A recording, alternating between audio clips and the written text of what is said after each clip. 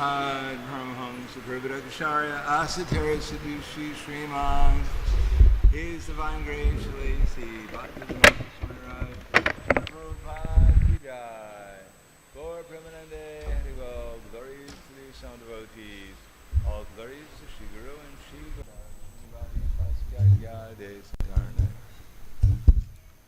Om Agyanat Vinandasya Gananjana Salakaya Chaksur Militam Yena Tasmai Shri Guruve Namaha Shri Chaitanya Manobishtam Stapitam Yena Bhutale Swayam Rupa Kadamayam Dadati Swapadantikam Vandeham Shigro Shiyuta Padakamalam Shigrum Vaishnavamscha Shirupam Sagradatam Sahagana Raganatam Vitam Tam Sajivam Sadvaitam Savadutam Parijana Saitam Krishna Chaitanya Devam Shri Radha Krishna Padan Sahagana Lalita Shri Vasakans Vitamscha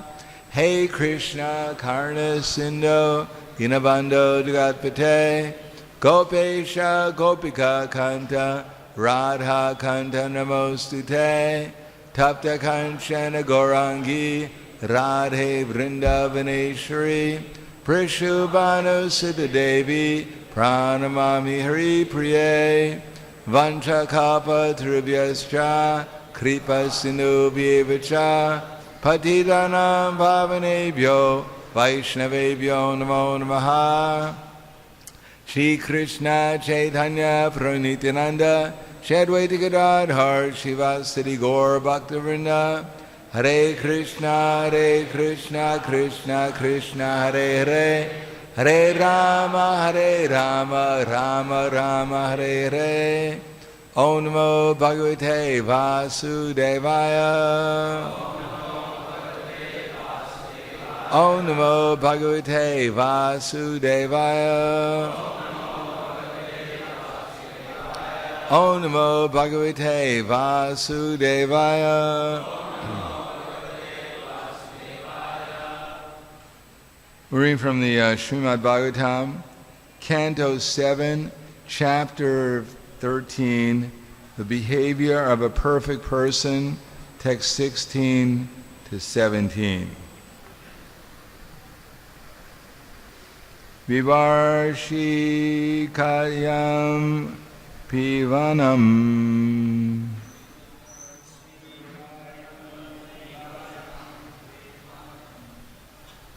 Sodyamo Bhogavanyata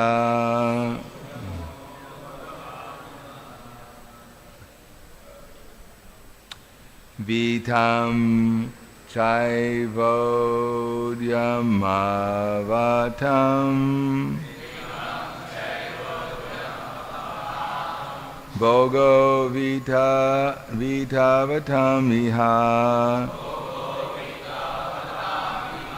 Bhoginam Kalu Dehoyam Piva Bhavati Nanyata Vivarshi Kam Pivanam Sodyamo Bhogavanyata Vitam Chaivodyamavatam Bhogo Vitavatamiha Bhoginam Kalu Dehoyam Piva Bhavati Nanyata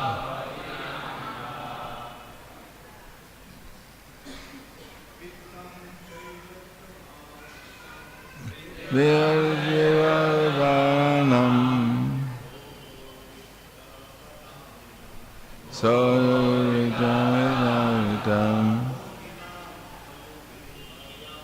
Bhoginam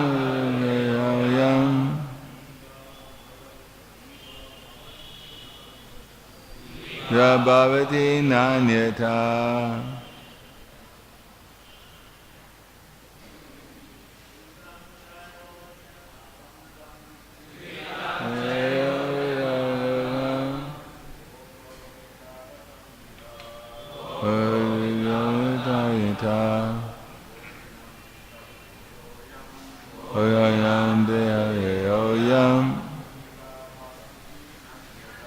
Hiva bhavati nanyata.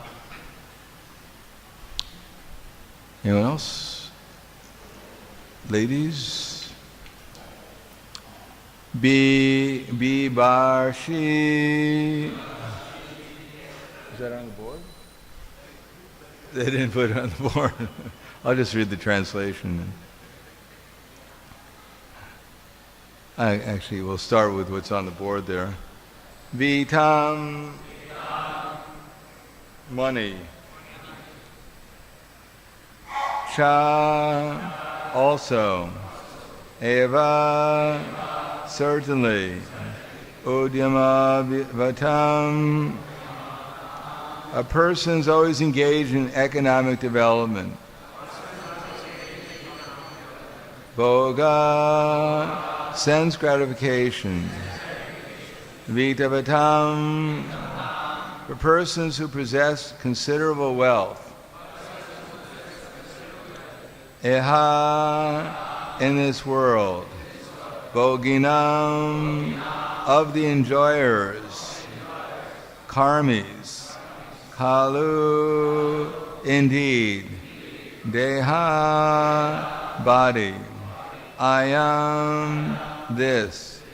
Piva, very fat.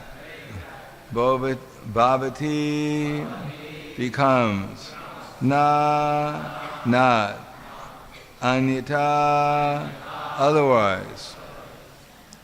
Translation and purport by His Divine Grace, A.C. Bhaktivedanta Swami Srila Prabhupada.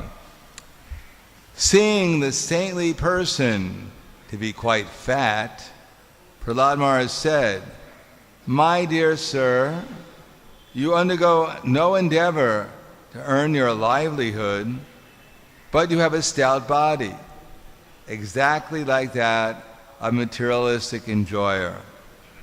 I know that if one is very rich and has nothing to do, he becomes extremely fat by eating and sleeping and performing no work." Please repeat. Seeing the saintly person to be quite fat. Prahlad Maharaj said, "My dear sir, you undergo no endeavor to earn your livelihood, but you have a stout body, exactly like that of a materialistic enjoyer. I know that if one is very rich and has nothing to do, he becomes extremely fat by eating and sleeping and performing no work." Purport. Srila Bhaktisiddhanta Saraswati Thakur did not like his disciples to become very fat in the course of time. He would become very anxious upon seeing his fat disciples becoming bhogis, or enjoyers of the senses. This attitude is herewith confirmed by Prahlad Maharaj, who was surprised to see a saintly person adopting a jagara vriti and becoming very fat.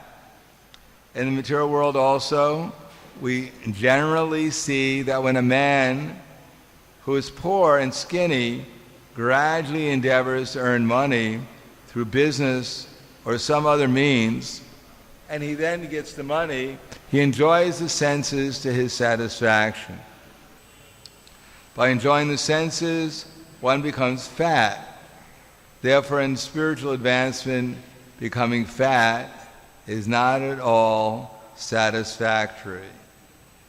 Translation again. Seeing the saintly person to be quite fat, Prahlad Maharaj said, "My dear sir, you undergo no endeavor to earn your livelihood, but you have a stout body, exactly like that of a materialistic enjoyer. I know that if one is very rich and has nothing to do, he becomes extremely fat by eating and sleeping and performing no work." Namo Vishnu Padaya Krishna Prasthaya Bhutale Srimate Bhaktivedanta Swami Namane Namaste Saraswatam Deve Gauravani Pracharane Nirvishesha Srinivadi Paskyatyade Satarne.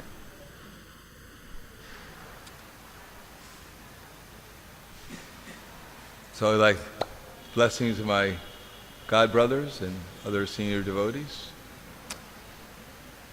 So here it mentions something practical about becoming fat.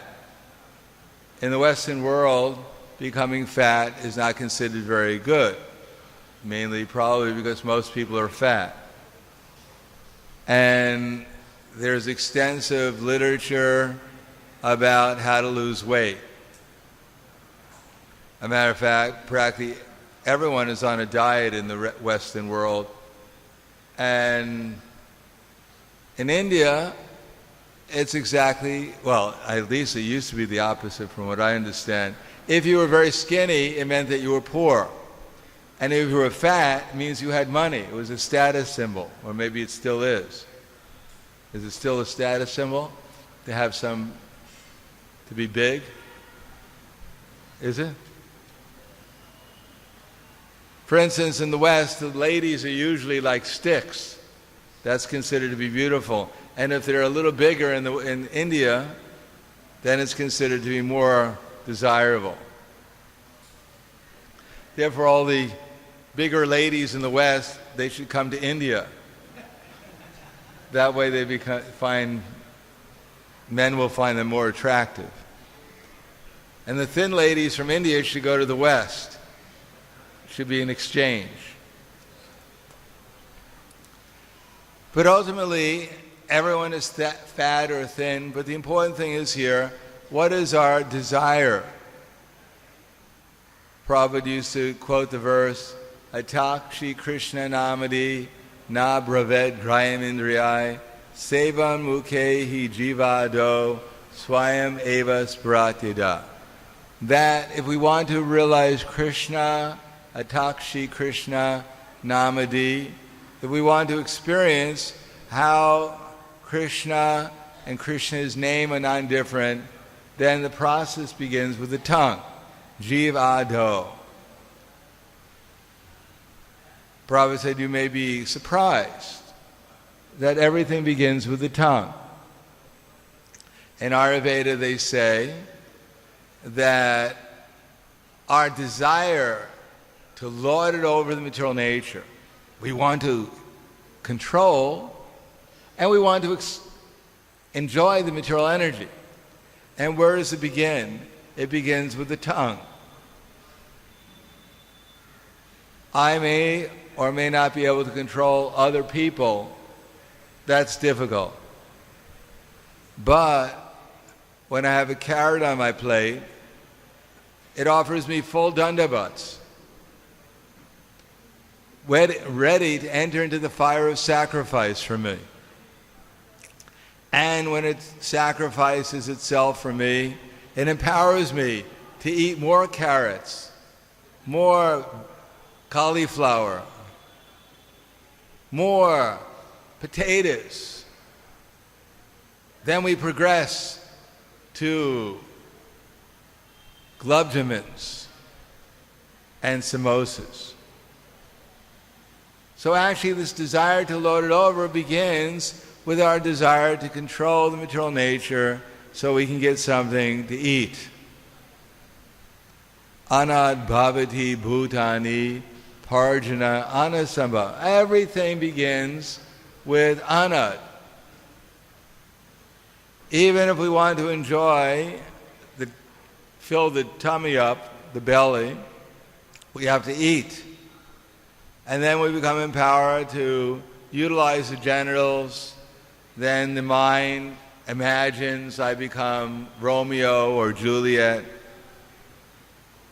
Then my enemies I have to get rid of. I have to become angry. And everything I'm speaking based upon this illusion becomes my recitation about my particular imaginary world that I'm living in. Vacha vegam, manasakroda vegam, jiva vegam, udarapasta vegam, etan vegam yovashiheta sarvam apimam prativim sashisha. So, if we want to get out of this illusion, and why are we in the illusion? Because everyone wants to be happy. Everyone wants pleasure. And for how long do we want pleasure? We want pleasure at every moment. And intelligence means how to organize things in such a way as to get happiness and pleasure. And if we're not getting happiness and pleasure, then dayato vishayam pumsam sangasteshu prajayate. Then I'm looking around. Where is the happiness? Modern society has so much advertisement. Buy this, buy that, go here, go there, and the happiness will overwhelm you. There'll be an ocean of happiness. Here in Bombay, there's very little happiness. But if you go to Pune, then there's an ocean of happiness. And if you're in Pune, there's not so much happiness. But if you go to Mumbai, there's an ocean of happiness. So go here, go there, buy this, buy that, and then they're advertising. Eat this, drink this, here's the sex, there's how you can sleep, etc., etc. And you can become full of anandam buddhivardhana, full of happiness. So everyone's looking, searching, the advertisements are claiming, here, go here, do this, buy that, and everyone's running around looking for happiness. But Krishna says in the Bhagavad Gita, ahang sarvasya pravo matak sarvam pravartate iti matva bhajante mam buddha bhava samanvitaha. Krishna says, I'm the source of everything, including all the pleasure we're looking for. Krishna is the reservoir of pleasure. Originally, in our existence, there's nothing but pleasure. Because in pure consciousness, in our original consciousness, there's nothing but pleasure. And Krishna is the source of that pleasure, and everything is a manifestation of that happiness and pleasure. But Buddha, one has to have intelligence. So what is that intelligence? The intelligence that Krishna is a source of pleasure. But Krishna doesn't just mean we accept that Krishna is a source of pleasure, but everything about Krishna. That he's the source of everything. In other words, everything belongs to him.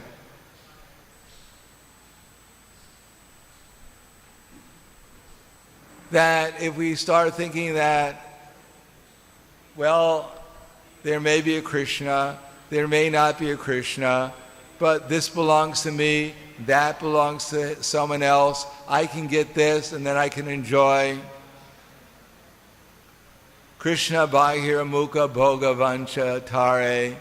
As soon as we forget that everything is Krishna's and that we want to enjoy independently of Krishna, then Krishna bahir mukha bhoga vanchatare nikatasta maya. Then Maya is right next to us, tare japati adare. And Maya slaps us down.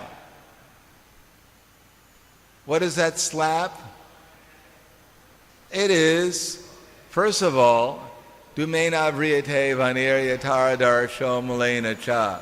That we're covered by a whole illusion, a whole drama, a whole idea that we're engaged in some kind of wonderful fantastic, amazing pastime of which we're the center, that we're the hero or the heroine.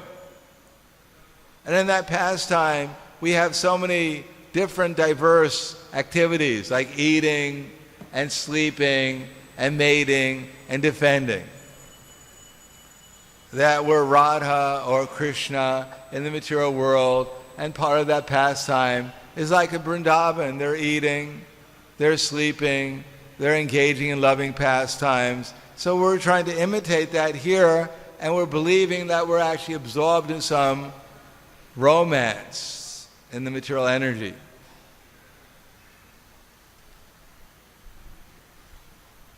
And therefore we don't mind taking from Krishna's energy and utilizing it for our sense gratification. Practically no one thinks there's anything wrong with that. They think that is life. But it's not life. It's a illusion. And on the basis of that illusion, arvitam gena etena gyanina nityavarena kamarupena kuntya dusprena analena cha. We're being impelled by the illusory energy, by lust, which is never satisfied and which burns like fire. As I always like to give that analogy, a man is walking down the street and he sees a beautiful woman. And the senses and the mind immediately say, go get her. She's the one. And the intelligence says, wait a second.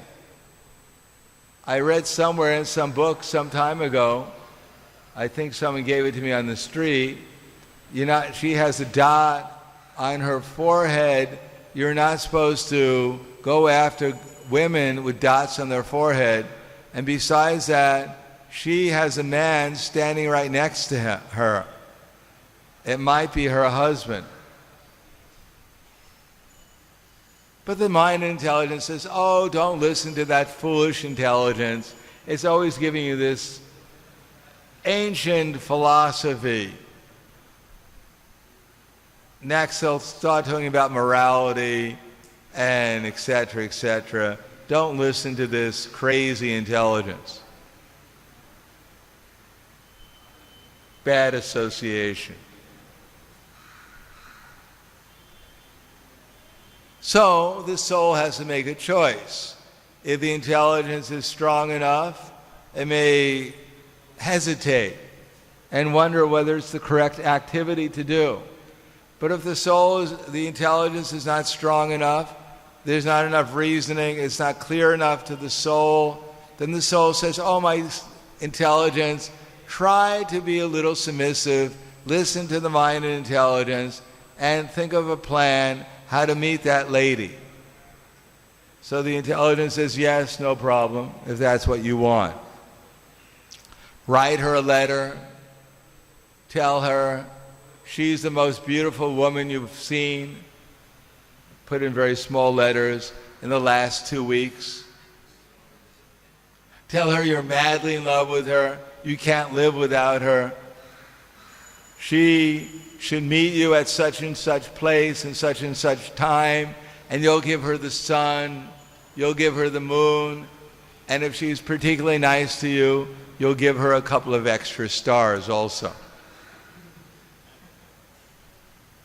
But don't sign the letter, because that man next to her, he looks twice as big as you do. But if the intelligence is strong enough, then the intelligence says, don't listen to the mind and senses, they'll get you into a lot of trouble. Instead of that, take this Bhagavad Gita that you have, go up to that couple, tell them how wonderful they are, they remind you of Radha and Krishna, this is their book, they should take it and read it and give you a donation. So that's the proper use of intelligence. That's the proper use of the tongue. That's the proper use of the mind and the senses. Therefore, the Krishna consciousness movement begins with hearing and chanting about Krishna. This philosophy, which gives us as intelligence how to utilize the mind and senses, especially the tongue. Therefore, Krishna says in the next verse, much chita, much kata prana, bodhyantaj parashparam, katayantas shramam nityam tushanti cha ramanti cha. That the thoughts of my pure devotees, they dwell in me. They're not dwelling in this fantastic illusion that we've created, this drama that we're immersed in, where we're the hero or the heroine, that we're doing some activity which we think is a pastime. As I usually say, it is a pastime. We're all incarnations. We're all avatars. We're mudha avatars. Full avatars. But when the consciousness is absorbed in Krishna, everything becomes clear. And we can understand how to utilize the mind and senses, especially the tongue, to become conscious of Krishna, to serve Krishna, to properly utilize Krishna's energies in Krishna's service. Much chitta, much kata, prana. So by hearing from great devotees, then we know how to engage our consciousness in Krishna's service, how to engage our life in Krishna's service, so that we become tushanti. We become satisfied by using our buddha, as Krishna said in the last verse, using our intelligence and engaging our mind and senses in Krishna's service, linking ourselves with Krishna. Then that's called Buddha, and by doing that, bhava will develop. Feeling, love for Krishna. So we worship Krishna through our sadhana, through the 9 processes. We utilize our Buddha, and then bhava, love, feeling for Krishna will develop. Therefore, tesham saratam yuktanam bhajantam priti purvakam dadami buddha yogam tam yena mam upayanti te.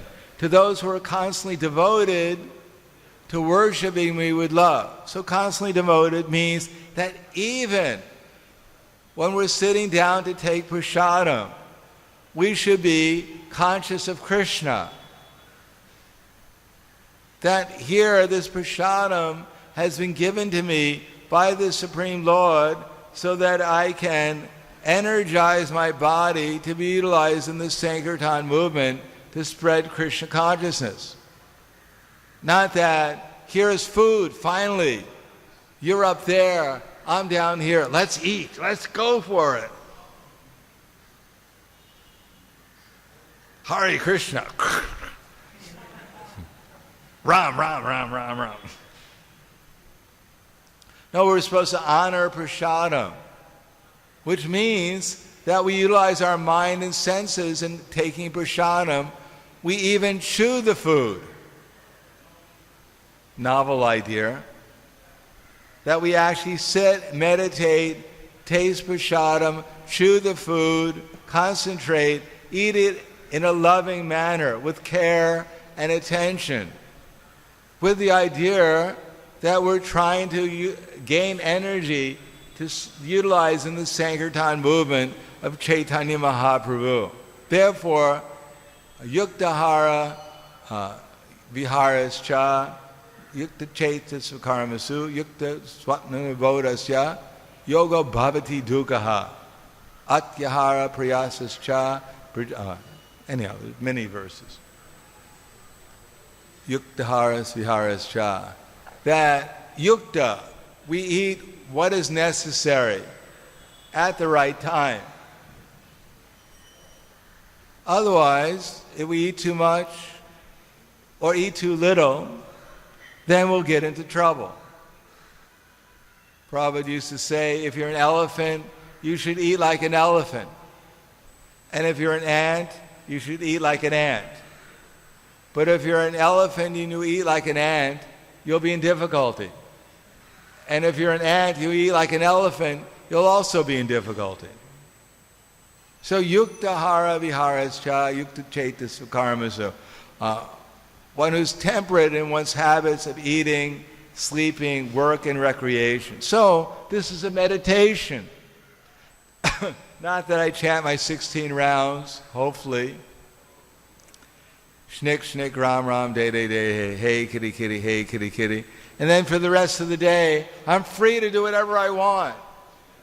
Eat as much as I can, sleep as much as I can, develop, look around, see if there's some Romeo or Juliet I can focus my attention on, give my love to, appreciation.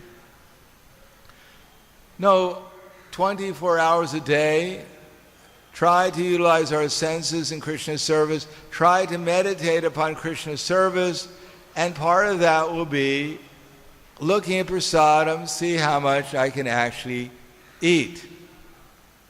Believe it or not, the size of the stomach is about the size of 2 fists put together. Our eyes may perceive, our imagination may think our stomach is about that big, but actually it's only about that big. So we try to put enough prasadam to fill up a bucket into our poor little stomach, then we might find ourselves in some difficulty. So we have to look at the prasad and get some idea how much could probably fit in. So that's meditation on Krishna. That's also using our intelligence. Not that when it comes time for prasad, my intelligence just goes out the window.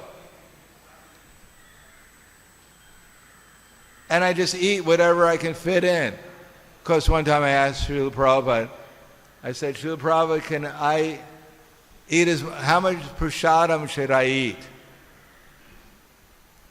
So Prabhupada said, you can eat as much as you can, as you like, but don't fill yourself up to here. So at the beginning we may eat a little bit more, but eventually we should be more careful in how much we eat, how we eat it. If we don't concentrate on eating the prasadam, we won't taste it. And if we don't taste it, we won't be satisfied. And if we won't be satisfied, then we want more and more and more and more. So we have to honor prasad, chew prasadam, relish prasadam, honor prasadam, and then remember Krishna while we're eating prasadam. And if we do that, if we're satisfied, then if the tongue is satisfied, the belly will be satisfied, the genitals will be satisfied, the mind will be satisfied, there won't be any unnecessary anger or words, and we can think of Krishna without any disturbance, and we can concentrate our mind on Krishna and give our love to Krishna and experience the ecstasy by using our intelligence to that, the bhava of loving Krishna. Vishana vinivartante nirharasidehinam rasavarjam rasopyasya param drishva nivartate. If we get that hard taste, then there won't be any difficulty in control of the mind and senses, because they'll be completely absorbed in Krishna's service. And then tesham eva nukampartam ahama jnana jam tamaha nasham yam yatma bhavashto jnana dipena bhashvataha. That out of compassion, then Krishna will bestow all his Ladini Shakti, the bliss of happiness of Krishna consciousness. He'll reveal himself and his internal energy, and in the ecstasy, all our misgivings will go away, and we'll be happy in our service to Krishna and whatever we're doing. So, then there'll be no more, well, anyhow, we're not measuring anyone's weight, but this is just in regards to Srila Bhaktisiddhanta Saraswati Prabhupada being concerned when he saw that his disciples were too fat. To that it indicated that they were becoming more absorbed in enjoying the material world than in enjoying Krishna consciousness. So we should enjoy Krishna consciousness, and then our tendency to enjoy the material world will diminish. So thank you very much. Srila Prabhupada ki jai. Grantaraj Srimad Bhagavatam ki jai. Gaur Premanande Haribol. So I will take some questions if there are any, one or two questions. Yes.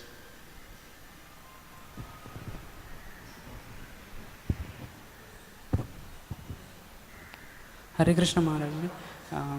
Every living entity is has the relationship with Krishna as a servant. Means every living entity is eternal also. So how can we say, how can Krishna can have supremacy over the living entity? Means because living entity is eternal. Means did Krishna created the living entities? Means what is the relationship that makes? We're eternal, but just like the sun, wherever you have the sun, you always have sunlight. The sunlight comes from the sun, but there's never a time when there is sun without sunlight.